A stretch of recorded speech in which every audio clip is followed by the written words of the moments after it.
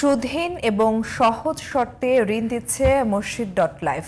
সারা দেশে মসজিদ ভিত্তিক কর্জে হাসানা প্রতিষ্ঠা এই প্রকল্প হাতে নিয়েছে সংগঠনটি। শিক্ষা, চিকিৎসা, ক্ষুদ্র ব্যবসা ও কৃষি উন্নয়নে দেয়া হচ্ছে সুদহীন ঋণ। ইসলামী শরিয়া ভিত্তিক অর্থনৈতিক ব্যবস্থা গড়ে তোলার জন্য এই কাজে হাত দেয়া বলে জানিয়েছেন সংগঠনটির প্রতিষ্ঠাতা কামাল আহমেদ। বিস্তারিত জানাচ্ছেন অনেক।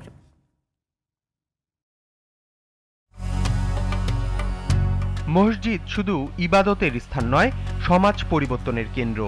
এই ধারণা থেকে মসজিদ ভিত্তিক ঋণ প্রকল্প হাতে নিয়েছে মসজিদ.লাইফ। সুদ, সার্ভিস চার্জ এবং কোনো বাড়তি শর্ত ছাড়াই প্রয়োজন অনুযায়ী মসজিদ থেকে ঋণ সহায়তা দিচ্ছে সংগঠনটি। এইটা তো আর কোনো সুদ মুনাফা কিছুই দেওয়া লাগে না, এটা যে টাকা আনবো ওই টাকাই দেওয়া লাগবে আর কি। তো এটাতে আমার কোনো টেনশন লাগে না, ওই টাকা দিয়ে আমি একদিন মাল কিনে নিয়ে এসেছি, বেচছে তাকে আমি দিয়ে দিই। মসজিদ.লাইফের সংগঠকরা জানান, এই প্রকল্পের প্রধান উদ্দেশ্য প্রতিটি মসজিদকে একটি আর্থিক ন্যায় বিচার কেন্দ্র হিসেবে গড়ে তোলা। প্রত্যেকটা মুসলিম পরিবার এক একটা ব্যাংক। আল্লাহ তাআলা মানুষকে পরীক্ষা করে, কাউকে ধন দিয়ে কাউকে ধন না দিয়ে। সম্পদ অর্জন করা একটু কঠিন, কিন্তু ব্যবহার করা আরো বেশি কঠিন।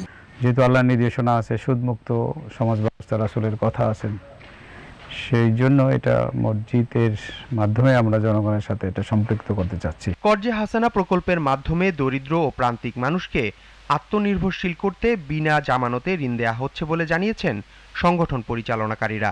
ঋণ গ্রহীতাকে কোনোভাবে কোনো অজুহাতে একটা পয়সা অতিরিক্ত দিতে হয় না। যে পরিমাণ টাকা নিয়ে থাকে ছোট ছোট কিস্তিতে শুধুমাত্র ওইটাই ফেরত দিয়ে থাকে। কার্যবিরতি মসজিদ থেকেই পরিচালিত হয়। এটা যখন প্রতিষ্ঠিত হয়েছে তখন শুধুমাত্র আমরা কর্জে হাসানার কথাই চিন্তা করেছি। পিরোজপুর জেলার মঠবাড়িয়ার পূর্ব ফুলঝুরি খানবাড়ি জামে মসজিদ থেকে শুরু হয় এই প্রকল্প। আহমদ অনিক, জিটিভি নিউজ, ঢাকা।